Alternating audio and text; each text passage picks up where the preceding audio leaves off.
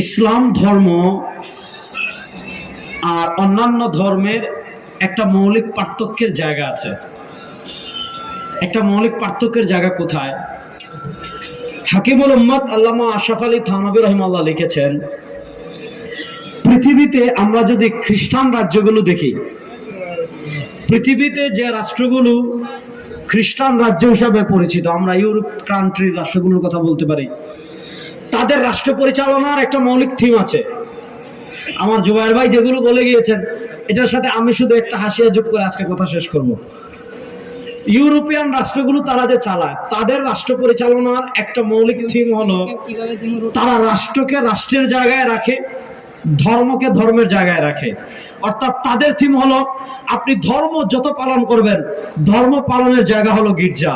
তাদের রাষ্ট্র পরিচালনার একটা মৌলিক থিম হলো ধর্ম পালনের জায়গা হলো রাষ্ট্রের যে ধর্মীয় উপাসনারও এগুলো আছে, সেটা গির্জা হতে পারে, সেটা চার্চ হতে পারে, সেটা মন্দির হতে পারে। আপনি ধর্ম পালন করতে চাচ্ছেন, তাদের কথা হলো আপনি ধর্ম পালন 100 গির্জায় করেন, ধর্ম পালন 100 চার্চে করেন, ধর্ম পালন 100 মন্দিরে করেন। মন্দিরের বাহিরে ধর্ম থাকবে না, গির্জার বাহিরে ধর্ম থাকবে না, চার্চের বাহিরে ধর্ম থাকবে না।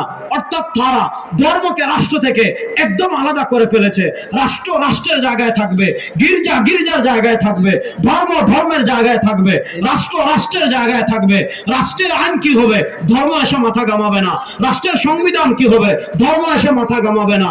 রাষ্ট্রের বিচার ব্যবস্থা কেমনে হবে, ধর্ম এসে মাথা ঘামাবে না। রাষ্ট্রের সংবিধান কি হবে, ধর্ম এসে মাথা ঘামাবে না। রাষ্ট্রের অর্থনীতি কি হবে, ধর্ম এসে মাথা ঘামাবে না। রাষ্ট্রের সংসদ কেমনে চলবে, ধর্ম এসে মাথা ঘামাবে না। রাষ্ট্রের সচিবালয় কেমনে চলবে, ধর্ম এসে মাথা ঘামাবে না। রাষ্ট্রের বিচার ব্যবস্থা কেমনে চলবে, ধর্ম এসে মাথা ঘামাবে না। রাষ্ট্রের ব্যবসা বাণিজ্য কেমনে চলবে, ধর্ম এসে মাথা ঘামাবে না। অর্থাৎ তারা ধর্মকে গির্জাবন্দি করে ফেলেছে। খ্রিস্টান রাজ্যের একটা মৌলিক স্লোগান ছিল ধর্ম ধর্ম, গির্জা গির্জা, কায়সা কায়সা। অর্থাৎ তারা তাদের দেশের স্লোগান ছিল গির্জা গির্জায় থাকবে, ধর্ম গির্জায় থাকবে, রাষ্ট্রের কোনো ধর্ম থাকবে না, রাষ্ট্রের ধর্মের ছোঁয়া থাকবে না। অর্থাৎ তারা রাষ্ট্রকে ধর্ম থেকে একদম আলাদা করে ফেলেছে।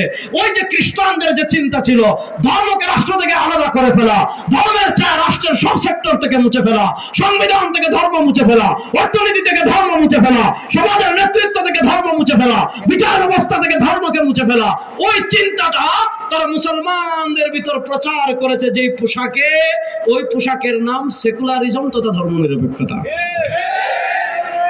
খ্রিস্টানরা বলে ধর্ম থাকে গির্জায়, খ্রিস্টানরা বলে ধর্ম থাকবে গির্জায়, রাষ্ট্রের কোনো ধর্ম থাকবে না। আর আমাদের দেশের বাঙালি শাহবাগী নাস্তিকেরা এই চিন্তা আমাদেরকে এইভাবে শিখিয়েছে। তারা আমাদেরকে শিখিয়েছে ধর্ম থাকবে মাদ্রাসায়, তারা আমাদেরকে শিখিয়েছে ধর্ম থাকবে মসজিদে, তারা আমাদেরকে শিখিয়েছে ধর্ম থাকবে মাজারে, তারা আমাদেরকে শিখিয়েছে ধর্ম থাকবে উরুসে। না, এই ধর্ম শুধু মাদ্রাসা বন্দি করা, ধর্ম শুধু মসজিদ বন্দি করা, ধর্ম শুধু খানকা বন্দি করা, ধর্ম শুধু খানকা বন্দি করা, ধর্ম শুধু মসজিদ বন্দি করা, ধর্ম শুধু মাজার বন্দি করা, এটা কোনো মুসলমানের চিন্তা হতে পারে না। ইসলাম ধর্ম কেন এসেছে? লিউযহিরাহু আলা দ্বীনি কুল্লিহি। আর জীবনের সব ক্ষেত্রে, সেটা অর্থনীতি বলেন, বিচার ব্যবস্থা বলেন, সংবিধান বলেন, সংসদ বলেন, রাষ্ট্রের সব সেক্টরে মানুষের তন্ত্র মন্ত্র চলতে পারে না, মানুষের আইন চলতে পারে না। জমিনের মালিক আল্লাহ, আসমানের মালিক আল্লাহ, সুতরাং আইন চলবে আল্লাহর কারো বাপের আইন এই দেশে চলতে পারে না। কথা ভালো করে বুঝেন। তারা চায় তাদের মতো ইসলাম আমরা পালন করি।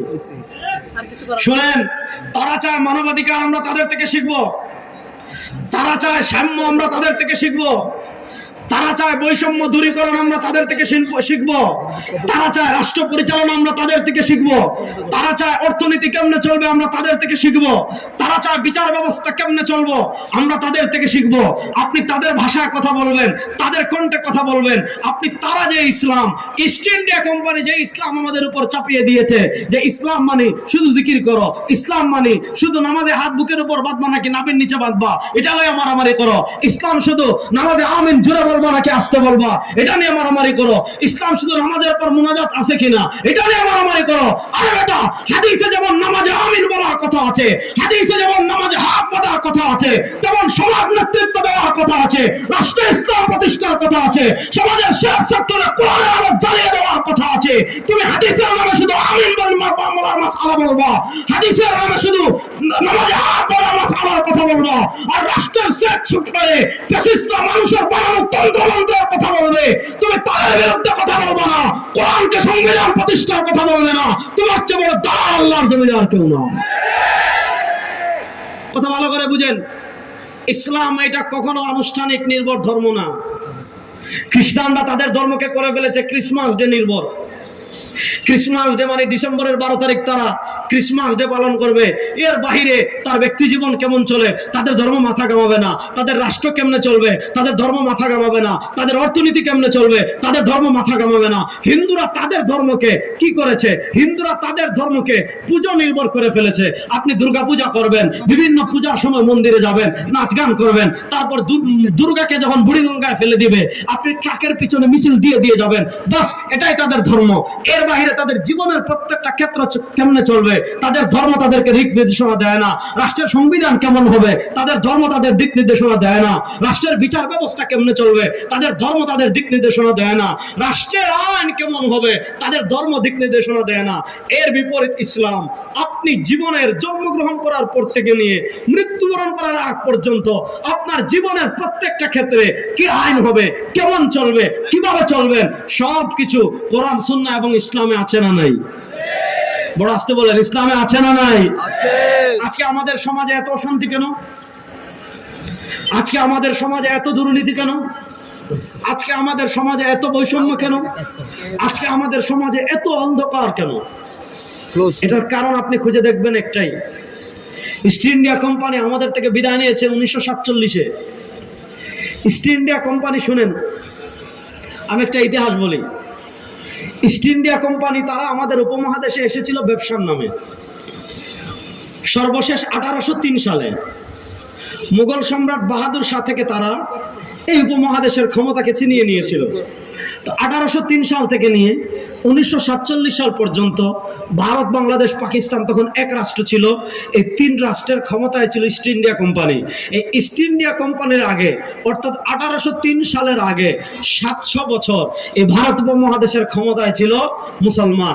1947 সালে ধর্মভিত্তিক রাষ্ট্র ভাগ হলো, মুসলমানদের জন্য পাকিস্তান, হিন্দুদের জন্য হিন্দুস্তান। এবার আমি আপনাদেরকে একটা কথা বলি, আপনারা বুঝে শুনে উত্তর দিবেন।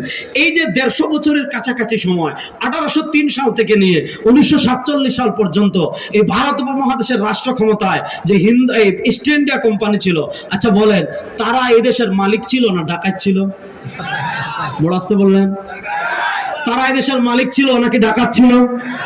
100% ডাকাত ছিল, আর মালিক তো আমরা 700 বছরের দেশের মালিক ছিলাম। আজকে দেখেন, হিন্দুরা ভারতের ক্ষমতায় আসার 80 বছর হয় নাই। এই ভারতের 80 বছর ক্ষমতায় এসে তারা কি করেছে, কয়েক বছর পর সাম্প্রদায়িক দাঙ্গা লাগিয়ে কত হাজার মুসলমানকে হত্যা করা হয়েছে। আমাদের বাবরি মসজিদকে শহীদ করে সেখানে রাম মন্দির বানানো হয়েছে। কোন মুসলমান যদি তার ফ্রিজে গরুর গোশত রাখে, সেই মুসলমানকে পাথর দিয়ে আঘাত করে করে হত্যা করা হয়েছে। গুজরাটে সাম্প্রদায়িক দাঙ্গা লাগিয়ে এই কসাই নরেন্দ্র মোদী কত হাজার মুসলমানকে হত্যা করেছে। কাশ্মীরে মুসলমানদেরকে হত্যা করা হচ্ছে, দিল্লিতে হত্যা করা হচ্ছে, আসামে হত্যা করা হচ্ছে, হায়দ্রাবাদে হত্যা করা হচ্ছে, চেন্নাইতে হত্যা করা হচ্ছে, সিকিমে হত্যা করা হচ্ছে। যেখানে ভারতের যে প্রদেশে মুসলমানরা সংখ্যাগরিষ্ঠ, সেখানেই দেখেন মুসলমানদের উপর কত অত্যাচার করা হচ্ছে, কত জুলুম করা হচ্ছে। অথচ দেখেন এই ভারত উপমহাদেশের ক্ষমতায় আমরা 80 বছর না, আর হিন্দুরা ক্ষমতায় আসার মাত্র 80 বছর হয়েছে। অথচ এই ভারত উপমহাদেশের ক্ষমতায় আমরা ছিলাম 700 বছর। আমরা যদি প্রত্যেক দিন একজন হিন্দুকে জোর করে কালেমা পড়াইতাম, এই ভারত উপমহাদেশে হিন্দুদের নাম নিশানাও থাকতো না। কিন্তু কাউকে জোরপূর্বক মুসলমান বানানো ইসলাম সমর্থন করে না। দেখেন 1947-এ দেশ বিভক্ত হলো। দেশ বিভক্তের সময় পাকিস্তান হলো আলাদা। মনোযোগ, ব্রিটিশদের থেকে টাকা খেয়ে হিন্দু জমিদাররা মুসলমানদের উপর যখন দীর্ঘদিন অত্যাচার করেছে, মুসলমানরা তখন তাদের অবস্থানের জন্য আলাদা একটা দেশের প্রয়োজন অনুভব করেছে, আলাদা একটা রাষ্ট্রের প্রয়োজন অনুভব করেছে। ওই সময় পাকিস্তান প্রতিষ্ঠার আন্দোলন যখন চলে, মুসলমানরা যখন মিছিল দিত, মুসলমান যখন রাজপথে নামতো পাকিস্তান প্রতিষ্ঠার আন্দোলনের জন্য, তখন মুসলমানদের স্লোগান একটাই ছিল, পাকিস্তান কা মতলব কিয়া লা ইলাহা ইল্লাল্লাহ, পাকিস্তান কা মতলব কিয়া লা ইলাহা ইল্লাল্লাহ। লা ইলাহা ইল্লাল্লাহর উপর 1947 সালের 14 ডিসেম্বর পাকিস্তান হলো, 1947 সালের 14 আগস্ট পাকিস্তান হলো, 15 আগস্ট ভারত হলো। দুই রাষ্ট্র আলাদা আলাদা হয়ে গেল।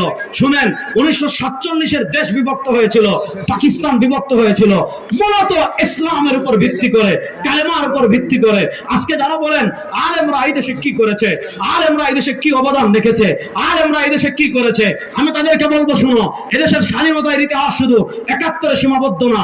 আপনি 1947-এর পাকিস্তান প্রতিষ্ঠার আন্দোলনের ইতিহাস দেখেন। 1947-এর আগে 1803 সাল থেকে নিয়ে 1947 সাল পর্যন্ত এই ভারত উপমহাদেশের 150 বছরের ইতিহাস দেখেন।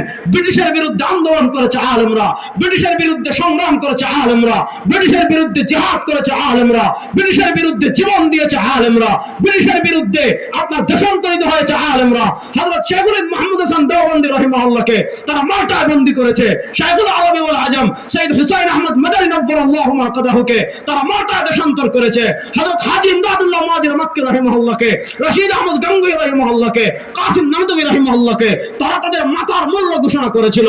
আরে এই উপমহাদেশে ব্রিটিশদের বিরুদ্ধে আন্দোলন করেছেন আলেমরা, ফাঁসিতে ঝুলেছেন আলেমরা, কারান্তরিত হয়েছেন আলেমরা, এই দেশকে ব্রিটিশের কবল থেকে মুক্ত করেছেন আলেমরা। প্রথম জিহাদের ফতোয়া দিয়েছেন শাহ আব্দুল আজিজ মুহাদ্দিস দেহলভী রাহিমাহুল্লাহ। এই দেশ যদি আমরা মালিক না হই তো বাপ দাদা এই দেশের মালিক।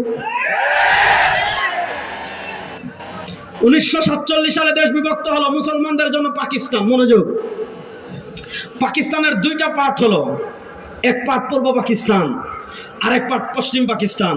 পূর্ব পাকিস্তান আমরা শুনেন 1947-এর স্বাধীনতায় আলেমদের অবদান কতটুকু ছিল এটা বোঝার জন্য আমি একটা ইতিহাস বলি, ভালো করে শুনেন।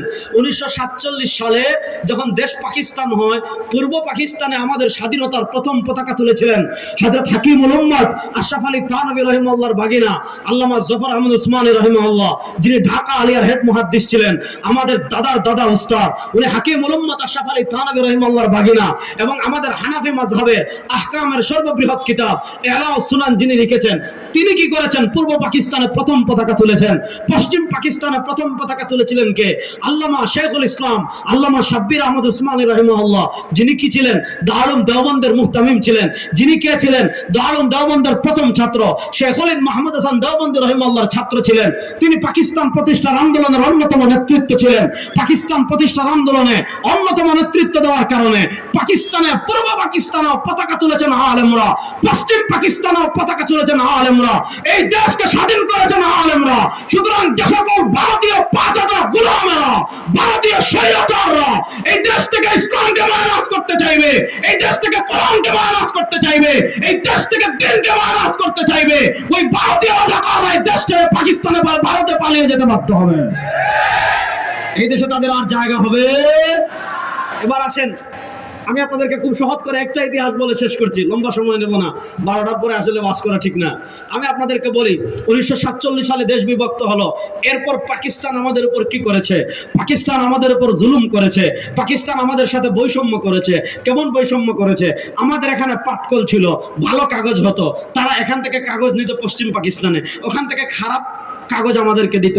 আমাদের কৃষকরা চাষ করত, ভালো ধান তারা ওখানে নিয়ে যেত, ওখান থেকে খারাপটা আমাদেরকে দিত। এইভাবে নানা কারণে বৈষম্য, জুলুম এবং অত্যাচার করার কারণে 1971 সালের মুক্তিযুদ্ধ হয়েছে।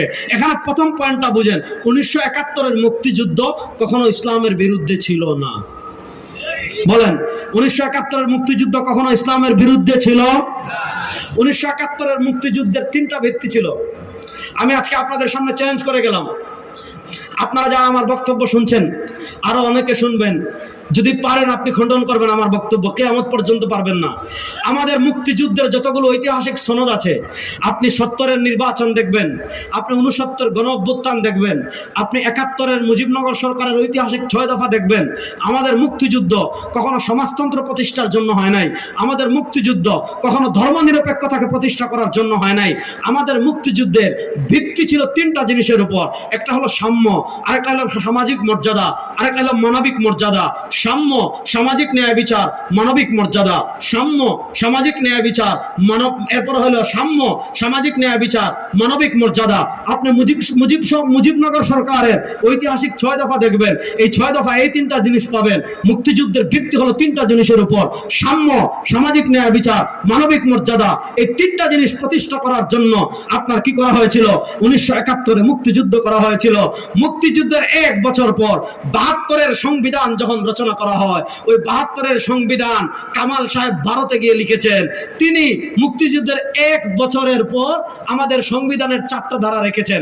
এর ভিতর একটা ধারা তিনি এনেছেন যে আমাদের মুক্তিযুদ্ধ হয়েছে সমাজতন্ত্রের জন্য, আমাদের মুক্তিযুদ্ধ হয়েছে ধর্মনিরপেক্ষতার জন্য।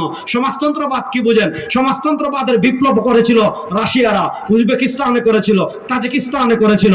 ওই সমাজতন্ত্রবাদের উদ্দেশ্য কি? সমাজতন্ত্রবাদ মানে হলো ব্যক্তি মালিকানা বলতে কিছু থাকবে না। আপনার কলার মালিক রাষ্ট্র, আপনার লবণের মালিক রাষ্ট্র, আপনার জমিনের মালিক রাষ্ট্র, আপনার টাকার মালিক রাষ্ট্র, আপনার চাইলের মালিক রাষ্ট্র, আপনার বাথরুমের মালিক রাষ্ট্র, আপনার বদনার মালিক রাষ্ট্র, আপনার টিস্যুর মালিক রাষ্ট্র।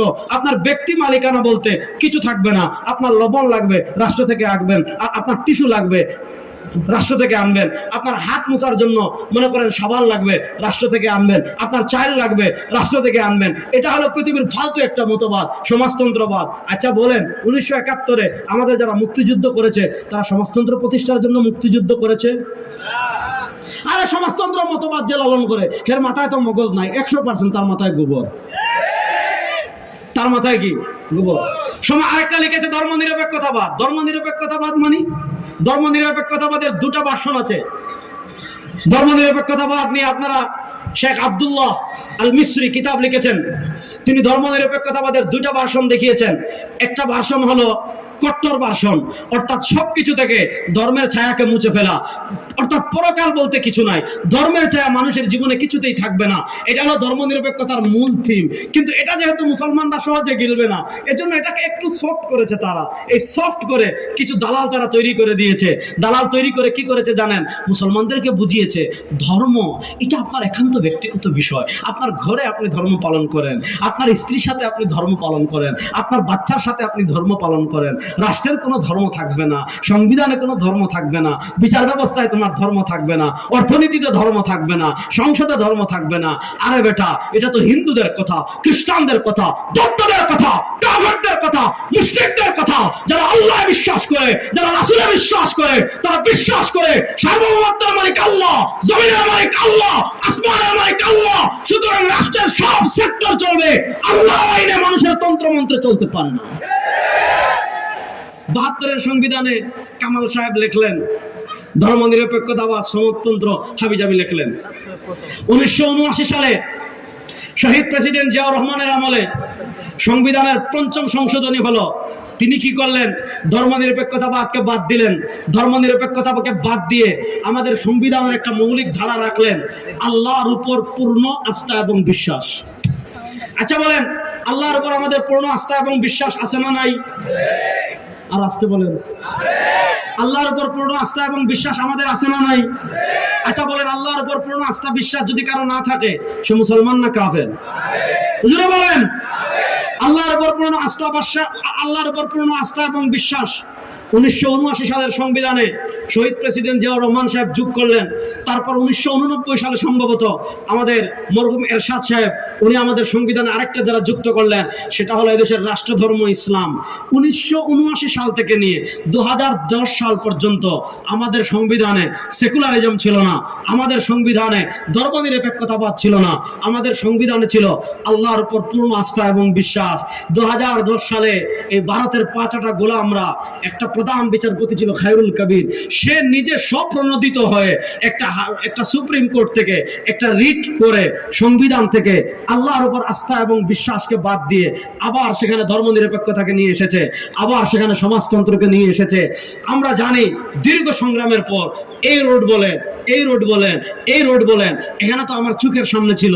আমি তো প্রত্যেকটা আন্দোলনের দিন এদিকে ছিলাম, এই আশেপাশেই ছিলাম, এখানেও ছিলাম, এদিকেও ছিলাম, পল্টনেও ছিলাম। আমি তো ভাবছিলাম এই রোড এই আন্দোলনের সময় এটা মিনি গাজা হয়ে গিয়েছিল, অর্থাৎ কিছুক্ষণ পূর্ব হেলিকপ্টার আসে, আমরা শুনছি হেলিকপ্টার থেকে নাকি পানি মারছে। অথচ দেখেন মানুষ কত মিথ্যা কথা বলতে পারে। আমাদের চোখের সামনে হেলিকপ্টার থেকে গুলি করা হয়েছে, এখানে কত মানুষ শহীদ হয়েছে, এদিকে শহীদ হয়েছে, আমাদের চোখের সামনে শহীদ হয়েছে। এই দীর্ঘ সংগ্রামের পর, শোনেন, এই দীর্ঘ সংগ্রামের পর বাংলাদেশ ফ্যাসিস্ট মুক্ত হয়েছে। ফ্যাসিস্টরা সংবিধান থেকে আল্লাহর উপর পূর্ণ আস্থা এবং বিশ্বাসকে বাদ দিয়েছে।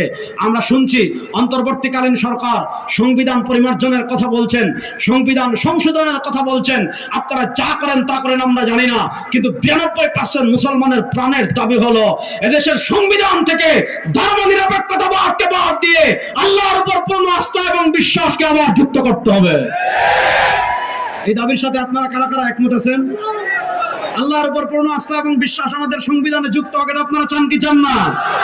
এখন আর এই দেশ শাহবাগীদের না, এখন এই দেশ মুসলমানদের।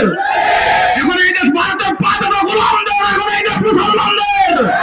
সুতরাং আমাদের আল্লাহর উপর আস্থা এবং বিশ্বাসকে যারা বাদ দিতে চাইবে তাদেরকে আমরা এই বাংলাদেশে আর জায়গা দেবো না ইনশাআল্লাহ।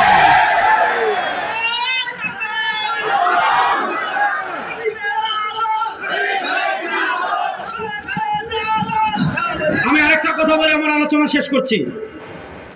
আমার ভাই জুবায়ের আফগানিস্তানের কথা বলেছেন। আমি গত বছর চট্টগ্রাম পোলো গ্রাউন্ডে বলেছিলাম যে আফগানিস্তানে আমেরিকা আগ্রাসন চালিয়েছে বোমা মেরে। আফগানিস্তানের চেয়ে বেশি আগ্রাসন আমাদের দেশে কেমনে হয়েছে, সেটা সবচেয়ে বড় দিক ছিল এই ফ্যাসিস্ট আওয়ামী লীগ সবচেয়ে বড় যে ক্ষতি করেছে সেটা হলো আমাদের দেশের শিক্ষা সিলেবাস থেকে ইসলামকে টোটাল বাদ দিয়ে একদম হিন্দুয়ানি শিক্ষা সিলেবাস চালু করেছিল। আমরা অন্তর্বর্তীকালীন সরকার গঠিত হওয়ার পর শেখ আহমদুল্লাহ সাহেব, আমি, আমাদের গাজী আতাউর রহমান সাহেব, মৌলানা সাখাওয়াত হোসেন রাজি সাহেব, আমাদের ভাই আব্দুল্লাহ সাইফুল্লাহ, তিনি অসুস্থ, খুবই অসুস্থ, গাড়ি অ্যাক্সিডেন্ট করেছেন। আপনারা তার জন্য দোয়া করবেন, আল্লাহ যেন তাকে দ্রুত সুস্থতা দান করেন। খুব ভালো মানুষ, আমার খুব ক্লাসের মানুষ উনি। তো আমরা সবাই গিয়েছিলাম। তো আমরা 500 পৃষ্ঠার একটা গবেষণা তৈরি করে আমাদের আব্দুল্লাহ মাসুম ভাইদের মাধ্যমে আমরা শিক্ষা উপদেষ্টাকে দিয়েছি যে দেখেন এই 500 পৃষ্ঠা আপনারা পড়বেন। তারা বলে আমরা কিছুই পারি না, যাক ওই আলোচনায় গেলাম না। তো 500 পৃষ্ঠার গবেষণা আমরা শিক্ষা উপদেষ্টাকেও দিয়েছি। 500 পৃষ্ঠার গবেষণা এনসিটিভি চেয়ারম্যান যিনি, ওনার কার্যালয়ে আমরা গিয়েছি, দেখা করেছি, তাকেও দিয়ে এসেছি। এই যে হিন্দুয়ানি শিক্ষা সিলেবাস, দেখেন হিন্দুরা তাদের ধর্ম পড়ুক, আমাদের কোনো আপত্তি আছে? কোনো আপত্তি নাই। কিন্তু আপনি মুসলমান বাচ্চাকে প্রণাম শিখাবেন। আর দেখেন আমাদের গত বছরের আলিয়া মাদ্রাসার ইতিহাস বই লিখেছে, জানেন এই যে 700 বছরে আমাদের যারা শাসক ছিলেন কারা ছিলেন? আমাদের শাসক ছিলেন আওরঙ্গজেব, আমাদের শাসক ছিলেন সুলতান মাহমুদ গজনবী, আমাদের শাসক ছিলেন অর্থাৎ ইসলামী শাসক ছিলেন যারা ভারত উপমহাদেশে। আমাদের ইতিহাসের বইয়ে লিখেছে এরা নাকি ডাকাত ছিল। এরপরে লিখেছে আমাদের বাংলাদেশ নাকি একসময় ভারতের অঙ্গরাজ্য ছিল। এইভাবে মানে হিন্দুয়ানি সংস্কৃতির প্রতি একটা ছেলেকে ছোটবেলা থেকে কি করা হয়েছে, মানে হিন্দুদের সংস্কৃতি প্রণাম, যেখানে আসসালামু আলাইকুম রহমতুল্লাহ সেখানে সালাম বাদ দিয়ে হিন্দুরা যেমন প্রমাণকে প্রমোট করা হয়েছে। পরিবর্তিত বাংলাদেশে হিন্দুরা তাদের ধর্মীয় অধিকার 100 ভোগ করবে, আমরা চাই কোনো বৈষম্য হবে না। হিন্দুরা যেমন তাদের ধর্ম 100 পালন করবে, কিন্তু আপনারা সতর্ক থাকেন, হিন্দুরা কিন্তু হিন্দু লীগ হয়ে ফিরে ফিতনা সৃষ্টি করার চেষ্টা করবেন।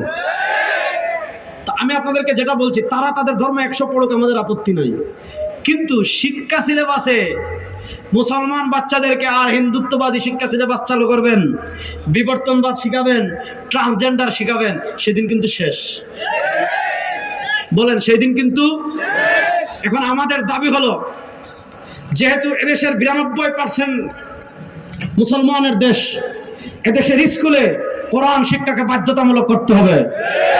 এদেশের স্কুলের প্রত্যেকটা বইয়ে সরওয়ারে দু আলম তাজদার মদিনা জনাবে মুহাম্মদুর রাসূলুল্লাহ সাল্লাল্লাহু আলাইহি ওয়াসাল্লামের জীবনী থাকতে হবে, আবু বকরের জীবনী থাকতে হবে, ওমরের জীবনী থাকতে হবে, খালিদ বিন ওয়ালিদের জীবনী থাকতে হবে, সুলতান সালাউদ্দিন আইয়ুবীর জীবনী থাকতে হবে, ইসলামের মহান বীরদের জীবনী থাকতে হবে।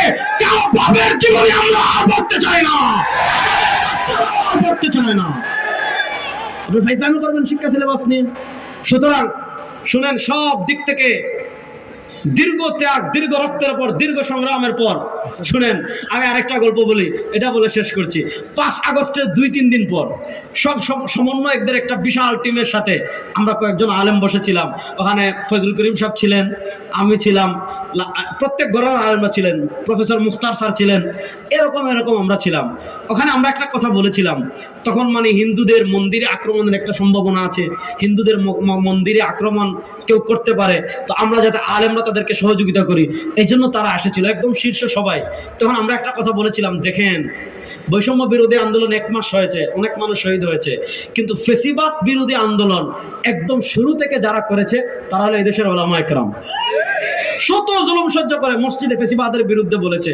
ওই যে 18 আগস্ট আমাদের পাশের মসজিদে ইমাম সাহেব, এখন তো আর ওই সময় তো আওয়ামী লীগের 18 আগস্ট বলতেছি, 5 আগস্টের আগে যে শুক্রবার ছিল ওই শুক্রবারে উনি এখন জালেমের বিরুদ্ধে ওয়াজ করবে, এখন তো নাম দেওয়া যাবে না, উনি আবু লাহাবের ওয়াজ করতেছে। তাব্বাত ইয়াদা আবি লাহাব, আবু লাহাব গিয়া বলতে উনি বলছে শেখ আবু লাহাব। বুঝছেন? তো আমি আপনাদেরকে যে কথা বলছি শুনেন, এই বিশাল রক্তের পরে বাংলাদেশে আমাদের সামনে একটা সুযোগ এসেছিল 1947 সালে দেশ বিভক্তির পর, নানা কারণে হয় নাই। 2024-এ আরেকটা সুযোগ এসেছে। আপনারা নানা তন্ত্রমন্ত্র দেখেছেন, আপনারা নানা তন্ত্রমন্ত্রের বাংলাদেশ দেখেছেন, একবার কি আপনাদের আগ্রহ জাগে না? আপনাকে সৃষ্টি করলেন আল্লাহ, আপনাকে রিজিক দিলেন আল্লাহ, আপনাকে বাঁচিয়ে রেখেছেন আল্লাহ, আপনাকে জীবন দিয়েছেন আল্লাহ, আপনাকে হাত দিয়েছেন আল্লাহ, আপনাকে পা দিয়েছেন আল্লাহ, আপনাকে চোখ দিয়েছেন আল্লাহ। একবার আল্লাহ কোরআনের বাংলাদেশ আপনারা দেখতে চান কি চান না? কারা কারা দেখতে চান? কোরআনের বাংলাদেশ হোক আমরা চাই কি চাই না? আমি গত শুক্রবার রংপুর জুম্মা পড়ায় বলে এসেছি, এখানে এই কথা বলে শেষ করছি, সময় বেশি নিয়ে নিচ্ছি, ক্ষমা করবেন। আমার মাদ্রাসায় আমি যদি একটু বেশি কথা না বলি তাও তো সমস্যা। কথা ভালো করে বুঝেন। আমি গত জুম্মা পড়ায় বলে আসছি, আপনারা রাষ্ট্র সংস্কারের কথা বলছেন, আপনারা দুর্নীতি বন্ধ করার কথা বলছেন, আপনারা খুন বন্ধ করার কথা বলছেন, আপনারা জুলুম বন্ধ করার কথা বলছেন, আপনারা টাকা পাচার বন্ধ করার কথা বলছেন, আপনারা বৈষম্য বন্ধ করার কথা বলছেন। আমি আল্লাহর নামে কসম করে বলি, মাত্র 3 মাসের জন্য বাংলাদেশে কোরআনের আইন বাস্তবায়ন করেন, সব খুন, হত্যা, ধর্ষণ সব কিছু বন্ধ হয়ে যাবে ইনশাআল্লাহ। এবার কোরআনের বাংলাদেশ আপনারা চান কি চান না? কারা কারা চান? নারায়ে তাকবীর, নারায়ে তাকবীর, নারায়ে তাকবীর। সুতরাং যুবকদেরকে একটা কথা বলে শেষ করি, ইসলাম বিদ্বেষী শক্তিরা নানাভাবে চাচ্ছে, ওই যে খ্রিস্টানরা যেমন ধর্মকে বৃত্তবন্দী করে ফেলেছে, ধর্মকে গির্জা বন্দী করে ফেলেছে, তারাও আমাদেরকে শেখায় যে হুজুর আপনারা মসজিদেই থাকেন, হুজুর আপনারা মাদ্রাসায় থাকেন, হুজুর আপনারা মাজারেই থাকেন। তাহলে বলবেন আচ্ছা ভাইয়া, আমরা যদি মাদ্রাসায় থাকি, মসজিদেই থাকি, রাষ্ট্র কে চালাবে? তা বলবে আমরা। আইন কারা করবে? তা বলবে আমরা। সংবিধান কারা লিখবে? আমরা। বিচার কারা করবে? আমরা। সংসদের নেতৃত্ব দিবে কারা? আমরা। না, কোরআন এজন্য আসে নাই। কোরআন এসেছে রাষ্ট্রের সব সেক্টরে মানুষের বানানো আইনকে পায়ের তলায় পিষ্ট করে আল্লাহর কোরআনের আইন বাস্তবায়ন করার জন্য।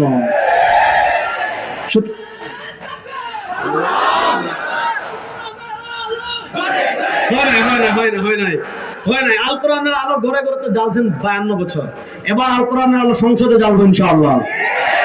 বলেন এবার আল কোরআনের আলো সংসদে জ্বালবো। আরো আসতে বলেন, জুড়ে বলেন, আল কোরআনের আলো। এবার শুধু ঘরে না, দেশের সংসদে আমরা কোরআনের আলো জ্বালবো ইনশাআল্লাহ। এদেশের সংবিধানে আমরা কোরআনের আলো জ্বালবো ইনশাআল্লাহ। এদেশের বিচার ব্যবস্থায় আমরা কোরআনের আলো জ্বালবো ইনশাআল্লাহ।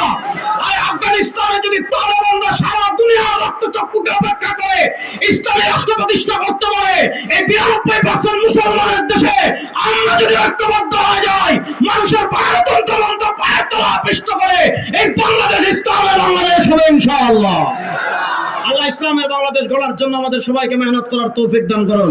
আমাদের মাদ্রাসার মাহফিলে 2 দিন ব্যাপী আপনারা এসেছেন, আমিও এখানে আসি, আপনারা আমার জন্য দোয়া করবেন, আপনাদের জন্য দোয়া করি। সুবহানাকাল্লাহুম্মা বিহামদিকা আশহাদু আল্লা ইলাহা